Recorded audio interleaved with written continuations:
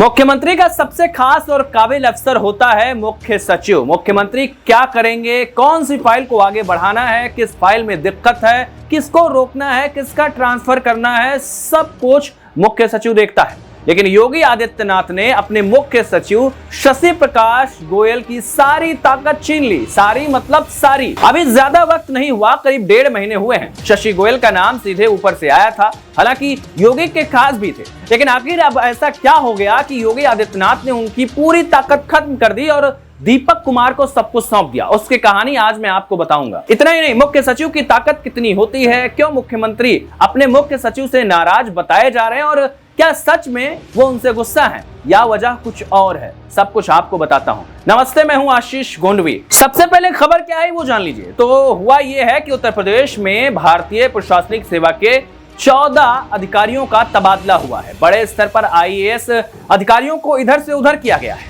इतना ही नहीं, सबसे सीनियर आईएएस अधिकारियों के पदों में भी छटनी की गई है। जानकारी के मुताबिक 14 आईएएस अधिकारियों के तबादले कर दिए गए हैं। इसमें मुख्य सचिव शशि प्रकाश गोयल को कई पदों से हटा दिया गया है। जो मुख्य सचिव खुद विभागों को इधर उधर करता है, उसके ही विभाग हटा दिए गए। जबकि मौजूदा कृषि उत्पादन आयुक्त के पद पर तैनात दीपक कुमार को कई विभागों की अतिरिक्त जिम्मेदारी सौंप दी गई। सीएम योगी के सबसे करीबी प्रमुख सचिव संजय प्रसाद के पदों में भी छटनी कर दी गई है। लेकिन सवाल यही है कि आखिरकार जिस मुख्य सचिव का जोर शोर से नाम चल रहा था, माना जा रहा था कि उनके आने के बाद क्रांतिकारी बदलाव हो जाएगा, सब कुछ ठीक हो जाएगा, उनके विभाग को क्यों आखिरकार छीन लिया गया? क्या उनको हटाने की तैयारी की गई है? आपको बताएं कि मुख्य सचिव बनने के बाद पदभार तो संभाल लिया, लेकिन उसके बाद ही एसपी गोयल छुट्टी पर चले गए। लेकिन 1-2 दिन नहीं, लंबी छुट्टी।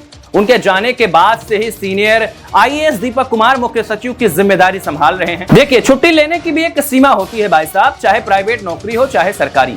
योगी आदित्यनाथ नाराज बताए गए और फिर क्या था, जो डिपार्टमेंट गोयल साहब के पास थे, दीपक कुमार को पूरी तरीके से दे दिए गए। उड़ती उड़ती खबर यह भी आई कि तबीयत खराब थी गोयल की, इसीलिए वो छुट्टी पर थे।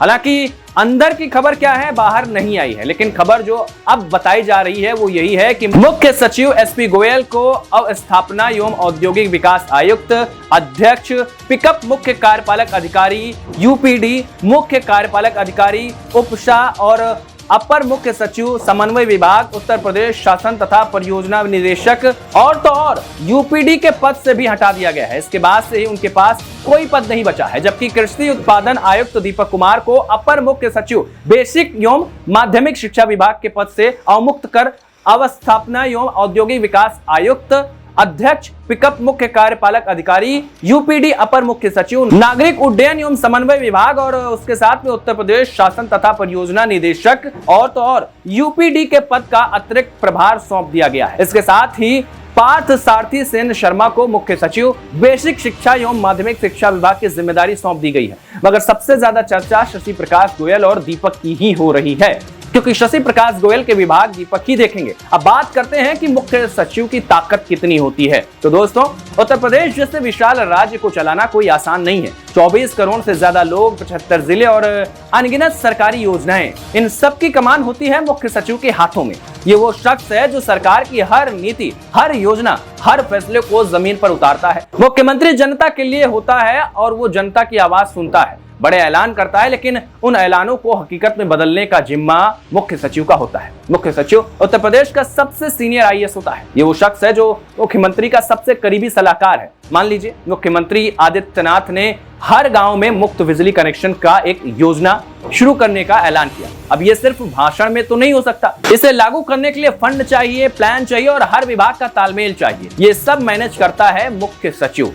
वो ऊर्जा विभाग, वित्त विभाग और ग्रामीण विकास विभाग को एक टेबल पर लाता है और काम करवाता है। उदाहरण के लिए 2023 में यूपी ग्लोबल इन्वेस्टर समिट को याद कीजिए। उस वक्त तत्कालीन मुख्य सचिव दुर्गा शंकर मिश्रा ने न सिर्फ निवेशकों को लाने का रोड मैप बनाया, बल्कि हर जिले के डीएम को टारगेट दिए। नतीजा, समिट में 20 लाख करोड़ के निवेश का प्रस्ताव आया।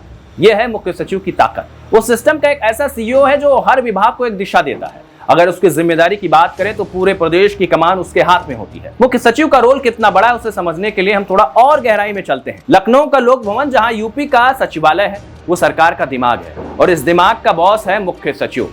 मुख्य सचिव मुख्यमंत्री को हर बड़े फैसले लेने की सलाह देता है, चाहे वो कानून व्यवस्था हो, बजट हो या कोई नई योजना। उदाहरण के लिए अगर कोई नया कानून बनाना है तो मुख्य सचिव ये देखता है कि वो कानून संवैधानिक है या फिर नहीं और उसे लागू करने में क्या दिक्कतें आएंगी। अब देखना होगा कि दीपक कुमार की ताकत बढ़ाई गई है तो कितना बदलाव आता है और क्या सच में गोयल साहब की तबीयत खराब है या उनको हटाने की तैयारी हुई है, ये तो वक्त बताएगा। देखते रहिए नाउ उत्तर प्रदेश।